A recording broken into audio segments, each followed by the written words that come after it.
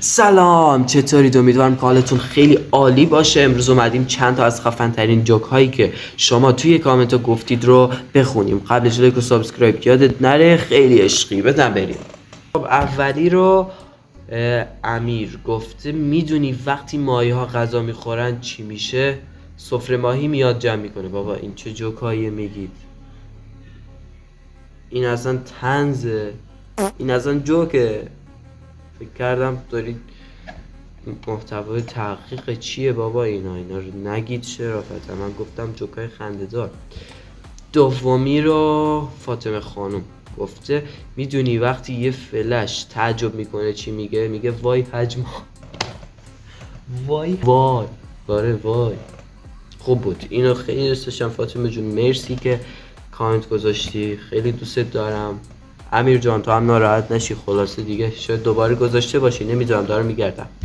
سومی رو داشت امیر بسه، تو رو جون خودت بسه.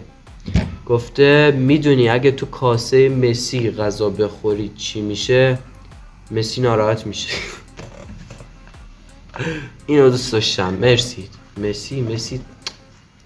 مسی خیلی ناراحت میشه بعد وقت، خدا نکنه. خب چهارمیمون محمد آقا گفته میدونید اگه گوگل بمیره به بچه‌هاش چی میرسه؟ گوگل ارث. اینو دوست داشتم داداش، مرسی، قربونت برم. حالا دیگه پنجمی گفته چی؟ آها، میدونین ماهیای خواهر همدیگر رو چی صدا میزنن؟ آبزی جونم، آبزی. اینم دوست داشتم، مرسی آبزی، قربونت برم آبزی. خب شیشمی گفته میدونی چرا آلومینیوما زنگ نمیزنن؟ خب این دلیل علمیه. چرا؟ گفته چون شارژ ندارن. اینم خیلی خوب بود، مرسی واقعا، مرسی. هفتمی گفته میدونی فراتر از فراموشی چیه؟ فراگربه‌ای. اینم خوب بود. نمیدونم چرا خندم نمیاد. هشتمی گفته میدونی چه چیزهایی رو موقع صبحانه نباید خورد؟ خب چی؟ نهار و شام. مرسی. نهمی داداشمون علی جون، علی داداشمون علی گفته میدونین وقتی بارون میاد حضرت سلیمان چی میگه؟ میگه ای بابا تازه خالی شوی رفته بودم. ای والا داش علی مرسی. دهمی گفته میدونین چرا تو جعبه میوه ها روزنامه میذارن؟ چون وقتی میوه ها تو انبارن حوصله‌شو سر نره. اینم دوست داشتم. مرسی. 11 میدونی وقتی لوازم تحریرها بیماری روحی پیدا میکنن کجا میرن؟ میرن پیش روان نویس. داداش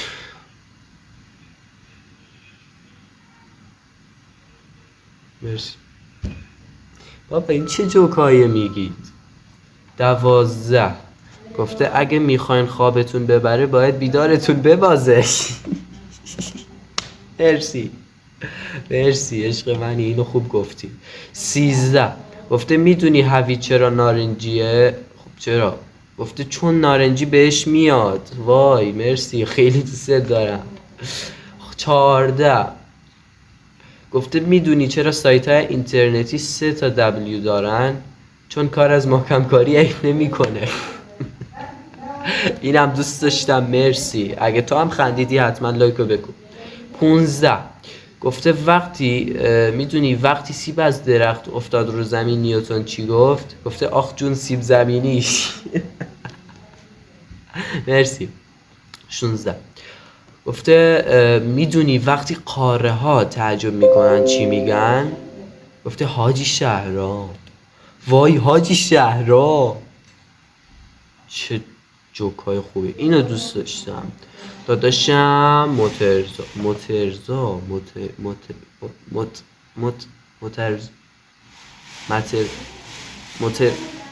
نمیدونم اسم تو یادم رفته، داشت شرمندتم، ولی خیلی دوست دارم. حاجی شهرام، حاجی شهرام، وای حاجی. خب 17 همی گفته میدونید وقتی دندون پزشکا اعصابشون خورد میشه چیکار میکنن؟ میرن تو تراس یه نخ دندون روشن میکنن. مرسی. 18 گفته به یک لاک پشت میگن یه دروغ بگو، میگه دویدم. اینم دوست داشتم. داش علی کلا زده تو کار جوک. این همه جوک چیه گفتی داداش؟ 3 تا دیگه بس، چند تاشو بخونم. خب 19 همی از زهرا خانم گفته به یارو میگن با آجر جمله بساز، میگه با آجر جمله نمیسازن که، خونه میسازن. خندم نمیاد، نه خوب نبود. 20 داداشم علی دوباره اومده گفته چی؟ گفته یه روز یه ماهیه به دوستش میگه میای بریم استخر، دوستش میگه نه اونجا کلر داره اذیت میشم. ماهیه میگه برو بابا عده تنگا رو در نیار. اینو خیلی دوست داشتم. مرسی داداش، قربونت برم. مرسی واقعا عالی بود. خب بعدی گفته میدونین اگه یه تپه ارده ریخته باشه رو زمین با چی باید جمعش کنیم؟ اردبیل. اینم خوب بود. بعدی گفته میدونین اگه تو مسابقات شنبازی نفر اول بشی چی بهت میدن؟ کاپشن. مرسی بابا، داره جوکا خوب میشه. میدونی اگه یکی خوابش سنگین باشه چی میشه؟ تختش میشکنه. چقدر جوک. وای حاجی آبزی، وای حاجی شهرام. یارو یه عکس فرستاده گفته فروشنده میشه 600 تومن، مامانم 50 حساب کن خیرشو ببینی. خب بریم سراغ لطیفه ها و بیمزه ها. گفته میدونستین چرا یخچال برفک داره؟ چون آنتن نداره. به خدا اگه میدونستی نگو. چی بگی داداش؟ این چه جوکیه گفتی؟ حالم خراب شد بابا، ولمون کن. بعدی گفته یه روز 3 نفر میرن رستوران، اولی میگه سلام من یه کوکاکولا میخوام، دومی میگه سلام من یه پپسی کولا میخوام، سومی میگه سلام من یه دراکولا.